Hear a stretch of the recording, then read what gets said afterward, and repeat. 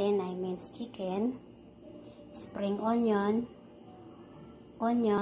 garlic, carrots, black pepper, salt, oyster soy sauce, at saka yung ating sesame oil. Siyempre, yung ating pambalot. Ang kailangan lang po natin ay paghalo-haloin natin ng mga yan.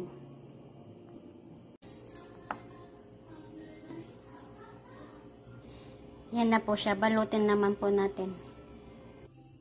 Kukuha po tayo ng konti. Ilagay po natin dito.